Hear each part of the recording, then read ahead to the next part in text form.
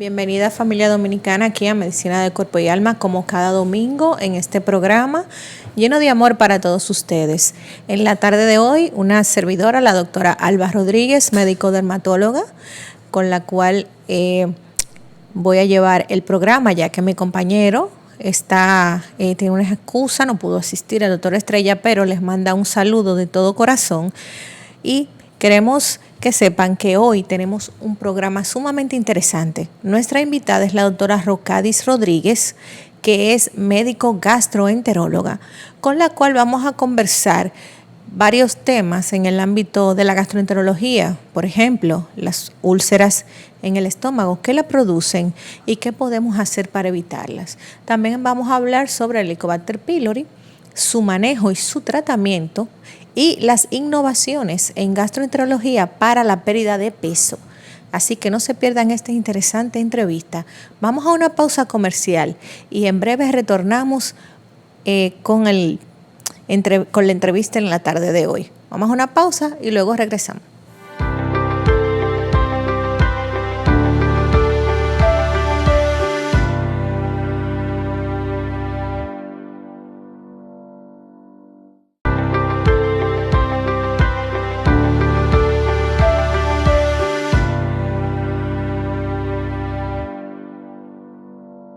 Señores, seguimos aquí en Medicina de Cuerpo y Alma y en la tarde de hoy tenemos una invitada muy especial, la doctora Rocadis Rodríguez, médico gastroenteróloga, con la cual vamos a estar conversando acerca de diferentes temas sobre lo que es el aparato digestivo y las enfermedades que afectan a este órgano. Dentro de ellas vamos a estar conversando en este primer bloque sobre las úlceras. Bienvenida, doctora. Esta es su casa. Hola, gracias. Todo bien, Estamos felices por tener a la doctora aquí. La doctora Estrella tiene en el día de hoy, no puede estar presente, así que me toca a mí manejar este barco con Dios y con la doctora que vino responsablemente a su entrevista. Doctora, con respecto a las úlceras, ¿cuáles factores pueden ser los que le causen a la gente úlceras en el estómago? Bueno, la enfermedad ulceropéctica, ¿verdad? Que así tiene su nombre más completo. Es una patología caracterizada, ¿verdad?, por la producción de úlceras a nivel del estómago o duodeno, que es la primera parte del intestino. Las úlceras primero no son más que llagas o heridas, como usted lo logra entender. Es una llaguita que se hace en la mucosa o en el revestimiento del estómago. Entonces esto tiene causas, vamos a decir, intrínsecas propias del estómago, que están dentro de él. Y su principal causa es el Helicobacter pylori, que es una bacteria que tenemos en nuestro estómago, la cual por factores se activa, vamos a decir, comienza su crecimiento e inicia lo que es la producción de síntomas, gastritis, y dentro de ellas están las úlceras pépticas. El Helicobacter es una bacteria muy frecuente en nuestro medio, ya que por lo general la adquirimos en la niñez, y ya cuando tenemos ciertos cambios en nuestro estilo de vida, nuestra alimentación, que influyen en nuestro aparato digestivo, entonces él puede activarse e iniciar sintomatología. Otras causas importantes de úlceras son los medicamentos antiinflamatorios. Los calmantes. Los llamados calmantes, que usted lo consigue hasta en el colmado. Entonces, ellos tienen una importante producción, o sea, son una causa muy importante de lo que es la producción de úlcera péptica. Incluso en adultos mayores, y eso a veces son una de las principales causas de úlceras, o por lo cual el paciente puede llegar a tener un sangrado digestivo alto. Doctora, pero yo he visto que ustedes reciben emergencias Y en las emergencias, como que hay que te dicen, bueno, tiene úlcera. Pero ¿qué síntoma puede tener una persona que tenga una úlcera, que no sea sangrado, que la tenga ahí y que normalicemos? Porque muchas veces normalizamos los síntomas. Exacto. Mira, realmente los síntomas pueden variar dentro acidez, dolor, de estómago, que este dolor puede variar en frecuencia. Puede ser antes de la alimentación, puede ser que te dé dolor cuando comes. Incluso hay pacientes que tienen úlceras que te refieren, o sea, yo no como porque si como me da dolor, me aumenta el dolor. Otros cuando están en periodos de ayunos, pirosis, sensación de que están muy, muy llenos. O sea, las úlceras pueden, pero el síntoma principal es dolor y puede dar lo que es acidez. Entonces, no podemos normalizar la acidez, no podemos normalizar el dolor de estómago. O sea, hay pacientes que te dicen, no, eso me da muchos años. Tengo muchos años que me da dolor de estómago, pero eso es normal porque eso siempre me da y se me quita.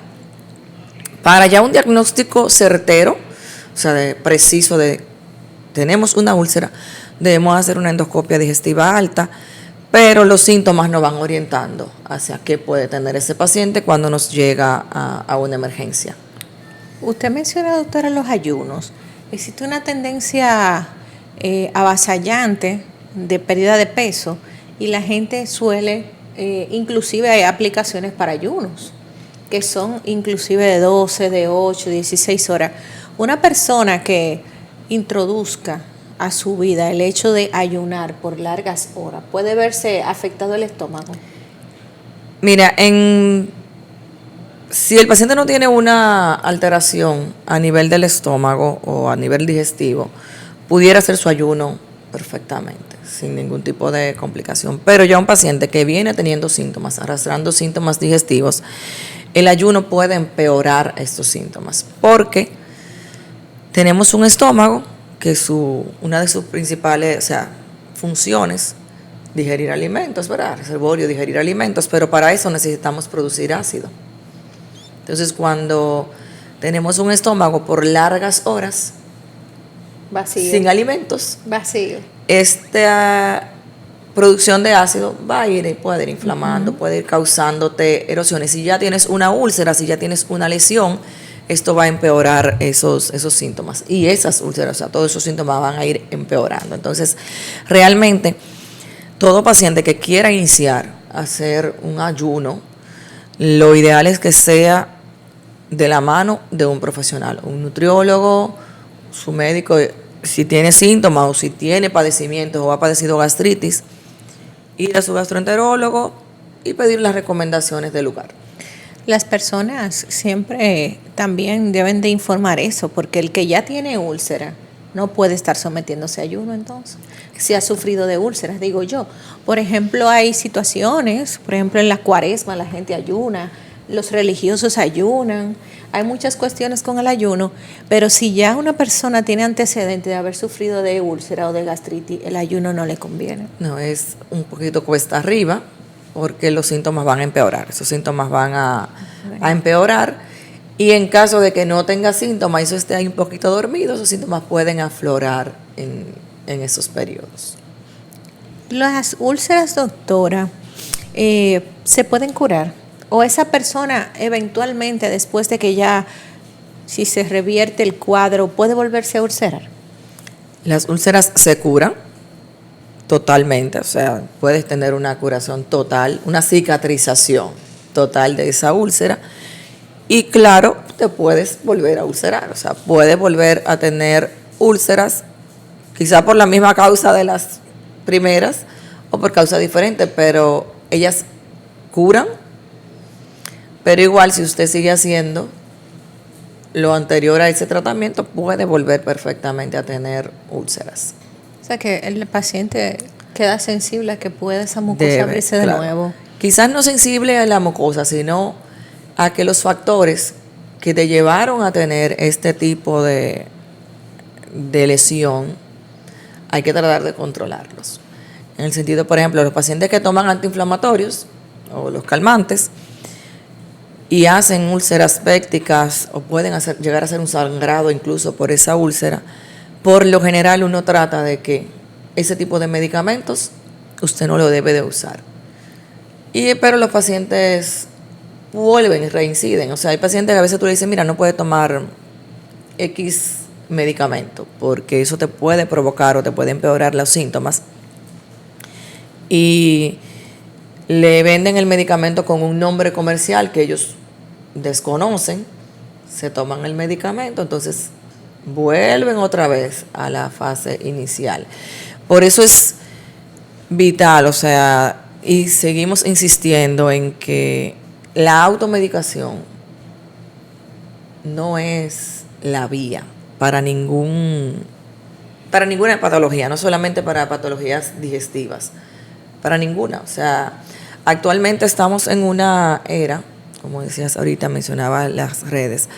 O sea, nosotros, lo que me funciona a mí, yo tengo acceso a un teléfono, a una red social, yo lo divulgo como bueno y válido porque a mí me funcionó, pero lo que me funciona a mí quizás no te funcione a ti, no le va a funcionar a otra persona. Entonces, por lo general tendemos a escuchar y a utilizar tratamientos que por experiencia de otros, y por sin ir al especialista indicado. Entonces, la automedicación es lo que nos está llevando a veces, sobre todo en el digestivo, a tener muchas complicaciones. Porque como te decía, tú vas al colmado y consigues un omeprazol, consigues un diclofenac, consigues un ibuprofeno, o sea, consigues muchísimos medicamentos que no deberían de ser de uso a demanda. No, y la gente también normaliza. Mucha gente dice, por ejemplo, que sufren de gases. Sí, los pacientes a nivel digestivo tienden a normalizar los síntomas. Sí, claro. Yo sufro de acidez. Ajá. Eso es normal, yo tengo muchos años con esto y eso para mí es normal. No, eso no es normal. El dolor no es normal. Los gases tampoco. O sea, si usted tiene cualquier sintomatología, no la normalice. Acuda, si usted no quiere ir a un gastroenterólogo, bueno, vaya a cualquier médico de su confianza o que usted entienda pero acuda a un especialista, a un médico que por lo menos le vaya orientando a qué usted debe de hacer y a dónde usted debe de acudir para mejorar esa sintomatología, porque nos acostumbramos a vivir con ello. Claro. Y entonces cuando llegamos a un punto ya que no toleramos esto, a veces tenemos úlcera, tenemos cosas que nos cuesta un poquito más revertir. Entonces eso es igual. Tenemos 2 años padeciendo de acidez, vamos al médico, pero queremos que esa acidez se quite inmediatamente. Entonces eso todo es un proceso. Si usted acude a tiempo a su especialista, entonces usted va a tener unos buenos resultados. También una cosa que más la gente normaliza en el sistema digestivo, por ejemplo, el estreñimiento. Hay gente que te dice, yo sufro de estreñimiento. A veces yo duro 7 días, 8 días sin ir al baño. Y yo le pregunto, pero ¿y cómo usted comprende que eso es normal? Porque resulta que la gente no busca vías rápidas. El asunto de las redes, de la IA, es buscar inmediatez. Y la realidad es que eso trae muchas complicaciones. Sí, claro. Porque el Helicobacter pylori, doctora, que es muy frecuente, yo lo veo mucho en dermatología, en manifestaciones de urticaria, en otras manifestaciones que no son digestivas, y cuando lo busco siempre lo encuentro. No sé por qué, pero siempre que yo ando buscando un Helicobacter, el paciente lo tiene. Porque hay un eje intestino-piel en donde las personas con problemas digestivos tienen problemas extra fuera intestinales, claro. Y cuando nosotros los dermatólogos buscamos, el Helicobacter es una de las bacterias que siempre o tuvo, aflora, o tiene, o está ahí, dando carpeta. Entonces, cuando tú comienzas a preguntarle al paciente ¿cuántas veces usted va al baño? ¿Los alimentos te caen mal? Sí, pero tú te das cuenta de que la gente se normaliza el hecho de durar hasta 5 días y 6 días sin evacuar. Sí, el estreñimiento también es una de las no patologías, porque hay que aclarar, ¿verdad? O sea, el estreñimiento no es una enfermedad, o sea, eso es una condición, es un síntoma que nos puede llevar a tener algunas complicaciones. Entonces, hay pacientes, bueno, justamente ayer estaba con alguien y me decía, no, yo sabía durar 20 días sin ir al baño. O sea, claro está que no todos tenemos un patrón evacuatorio diario y también no tener un patrón evacuatorio diario es normal. O sea, si usted va interdiario al baño, está perfecto. Lo que usted no puede es tener dificultad para ir a ese baño, porque si usted hace esfuerzo, aunque vaya todos los días al baño, está padeciendo de estreñimiento. Entonces, esto debemos de regularlo, ir, ¿verdad? Buscar ayuda, sea gastro o nutrición, para regular la alimentación, qué debo de comer, qué debo de hacer, cómo debo regular ese eje que hablabas ahorita, intestino-cerebro, que también está vinculado a esto, porque nosotros, el estreñimiento básicamente es producido por nuestros hábitos, o los hábitos que dejamos de hacer, o lo que no comemos. Yo diría que hasta mental, porque yo he tenido casos, por ejemplo, de amistades que se han ido de viaje y no evacuan, sí, no por pueden eso llegar te digo, a evacuar. Por en eso otro te digo país. que es algo, yo creo que hasta de costumbre de la gente. Que es algo que nosotros provocamos. O sea, nosotros tenemos la costumbre, o la mayoría de personas, de que si salimos de casa no vamos al baño, por razones, cualquier tipo de razón. No puedo. Entonces eso va haciendo que ese eje intestino-cerebro pierda conectividad. Entonces ya tu cerebro va entendiendo, tu intestino, que tú no necesitas ir al baño, porque si en el momento en que yo te envío esa señal, ese reflejo gastrocólico de que debes de evacuar, pero tú, porque estás en la calle o porque no estás en tu casa, no te sientes en una zona de confort, exacto, te cohibes ese reflejo, ya eso va perdiéndose. Entonces, por eso vemos muchos pacientes que si no se toman un laxante, no van al baño. Entonces, también el uso de laxantes va causando que ese colon se ponga perezoso, que ese colon no le interese movilizarse. O sea, yo me bebo un laxante porque es más cómodo. O sea, me bebí el laxante y disolví, voy al baño. Entonces, todo eso va afectando la función de tu sistema digestivo, va afectando la función de tu colon, va afectando incluso el mismo colon. O sea, porque el abuso de laxantes, que también lo usan muchas personas como método para perder peso, porque como te provoca, vamos a decir, diarreas en el momento, muchas personas lo utilizan para desintoxicarse. El cuerpo, el método de desintoxicar el colon es la evacuación. No hay necesario, o sea, si usted tiene una evacuación regular, como se debe, con alimentación y con buenos hábitos, usted no tiene necesidad de tomar laxante ni de desintoxicarse. Hay fibra. Entonces, básicamente, tenemos síntomas, tenemos tratamientos que nos autoindicamos, que más que bien nos afectan un poquito más y nos alargan un poco más el problema. Por ejemplo, los laxantes te pueden provocar una coloración negruzca en el colon, van cambiando la mucosa de tu colon. Entonces, todos esos hábitos, si usted no tiene voluntad para cambiarlos o mejorar el tipo de alimentación, busque ayuda, o sea, acuda a un especialista que les regule su sistema digestivo y que usted logre tener unas evacuaciones, quizás no diario, como usted quiere, pero que no dure 5, exacto, que pueda tener unas evacuaciones mejor. Doctora, con respecto a la vida que llevamos en estos momentos, que llevamos una vida agitada, algunos tenemos pluriempleo, tenemos 1, tenemos 2, tenemos 3 problemas, muchos problemas.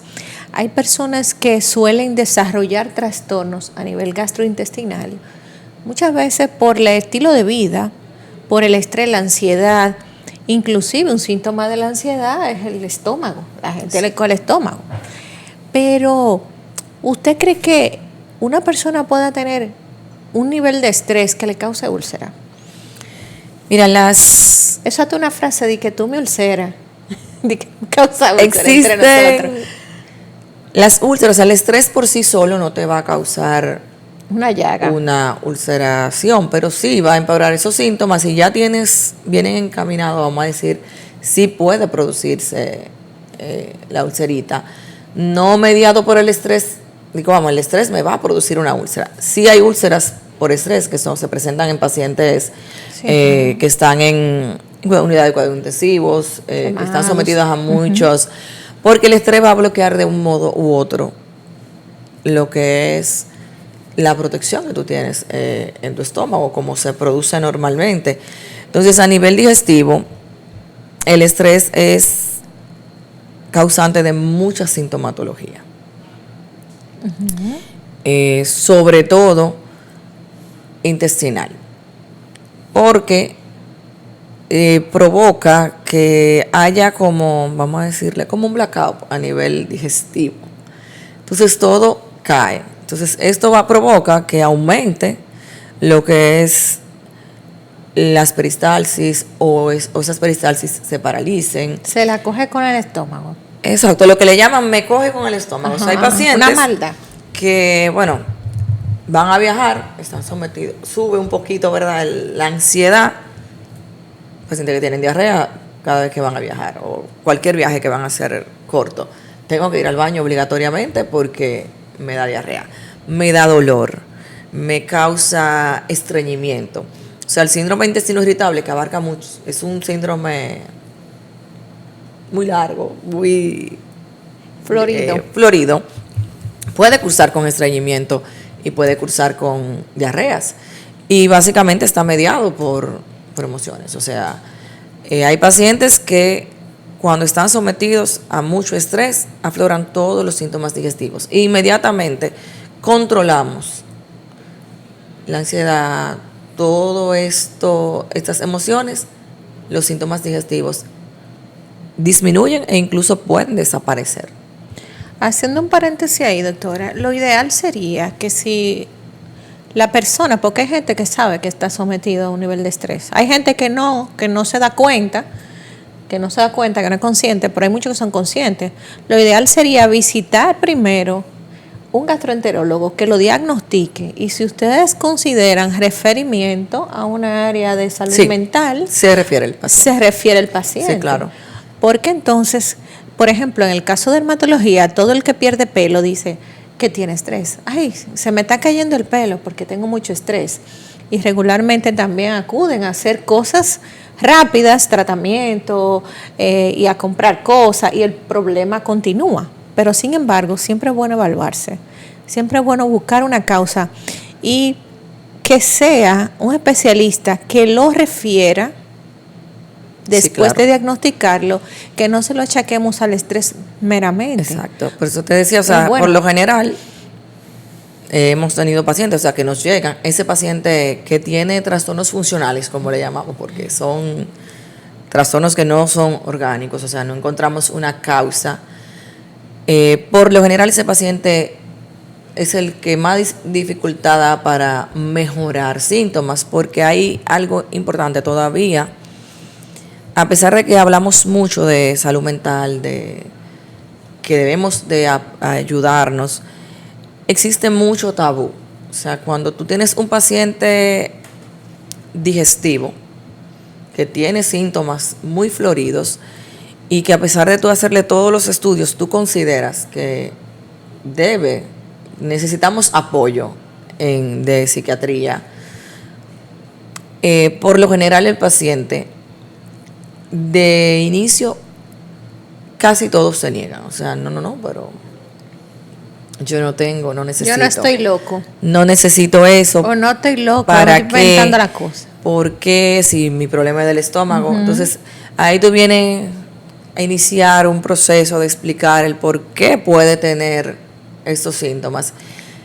Y pacientes que realmente inmediatamente inician medicación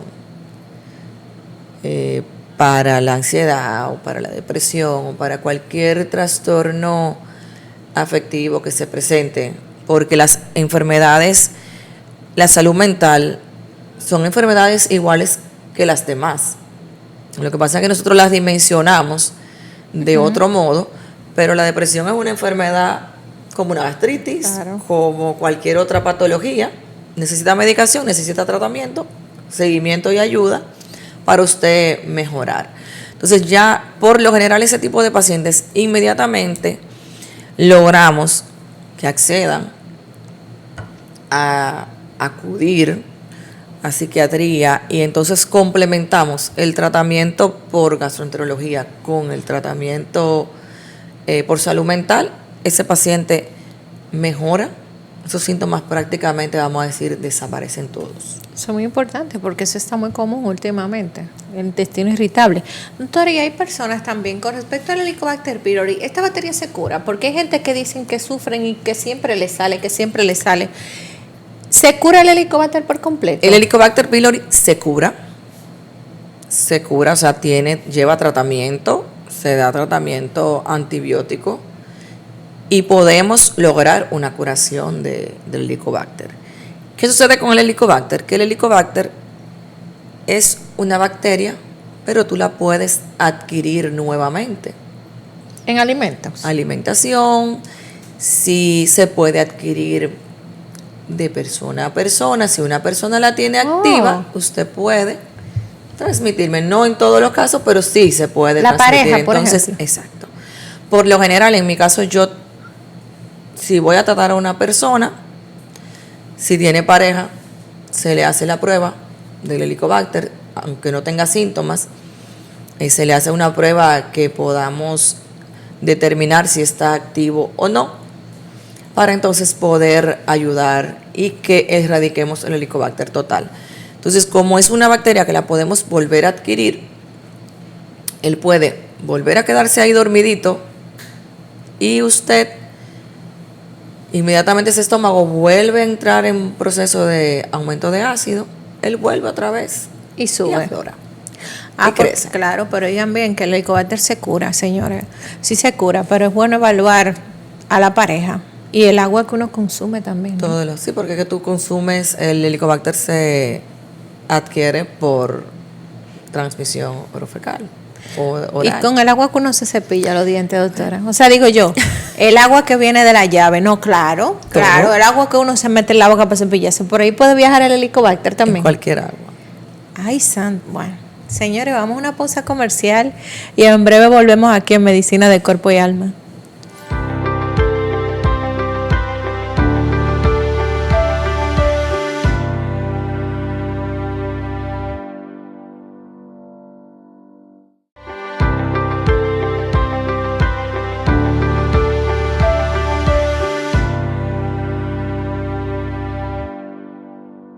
Señores, Medicina de Cuerpo y Alma, estamos conversando con la doctora Rocadis Rodríguez, la cual es médico gastroenteróloga. Estuvimos hablando en el primer bloque sobre las úlceras en el estómago, el colon irritable, los síntomas que puede presentar usted o cualquier persona que nos esté observando que pueden estar relacionados con un problema real de la vía digestiva. Y también estuvimos hablando del Helicobacter pylori. Doctora, en el caso de que ya el paciente se le diagnosticó que sufre del Helicobacter, ¿qué cambios debe de tener en su estilo de vida? Ya que nos cepillaremos con agua de botellón, ¿será que si anda en las aguas? No, pero es verdad.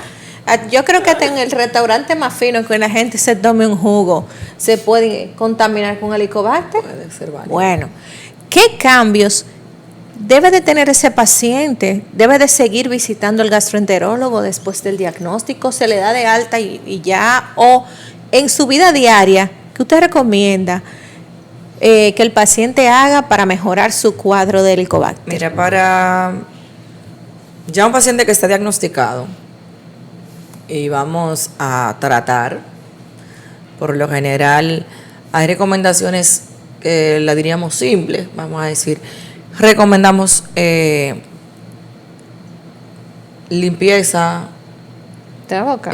bucal, sí, porque puede quedarse alojado en ¿Odontológica? Sí, puede hacerse.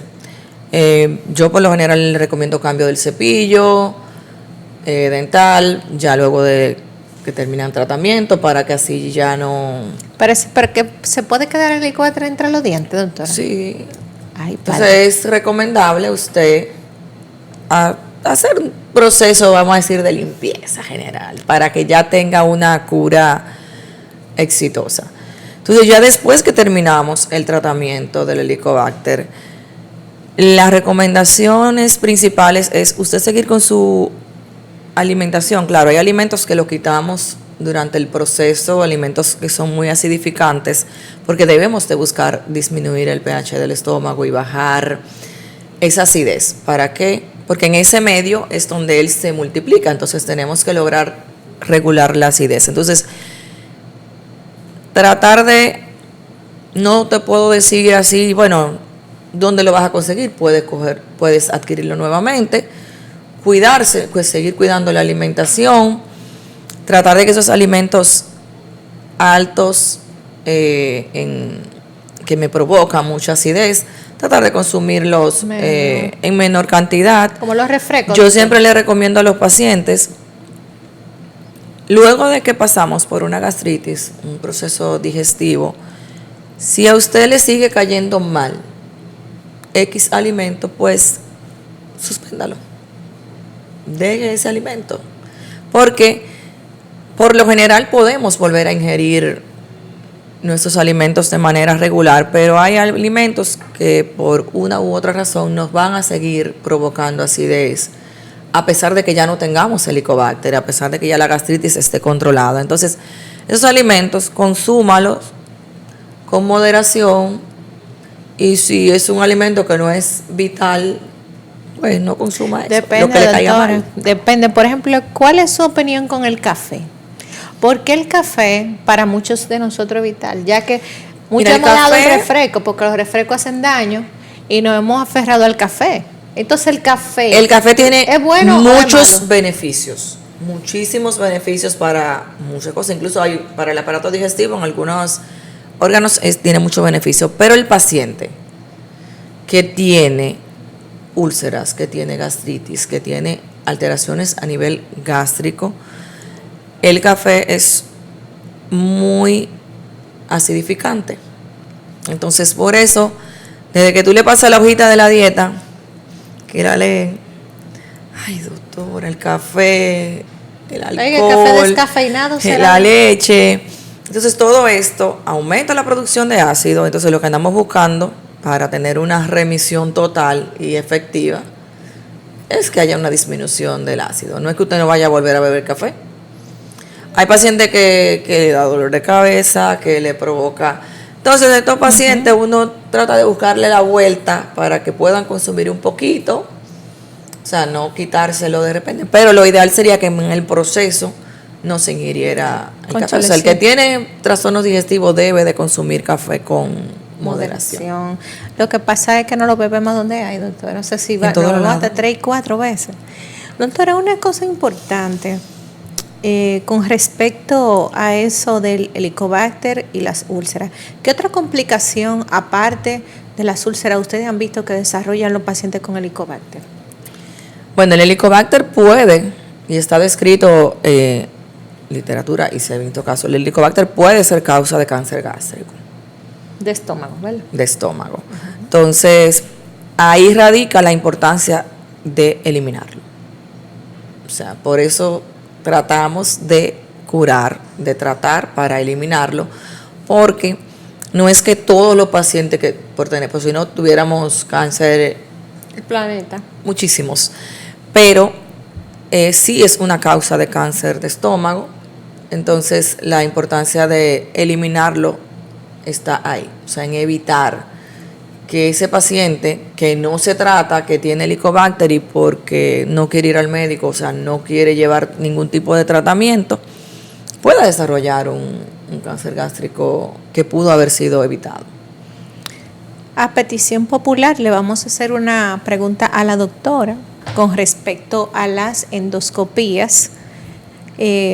Vamos a romper algunos mitos en la población.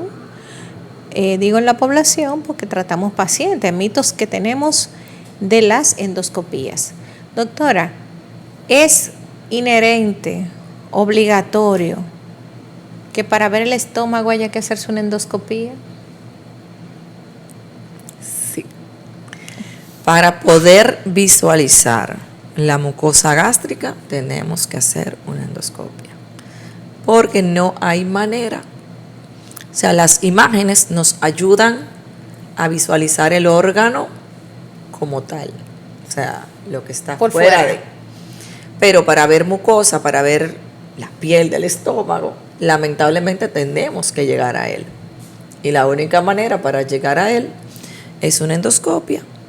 Porque, ¿verdad? Vamos a decir, tú por cirugía llegas, pero eso no es necesario.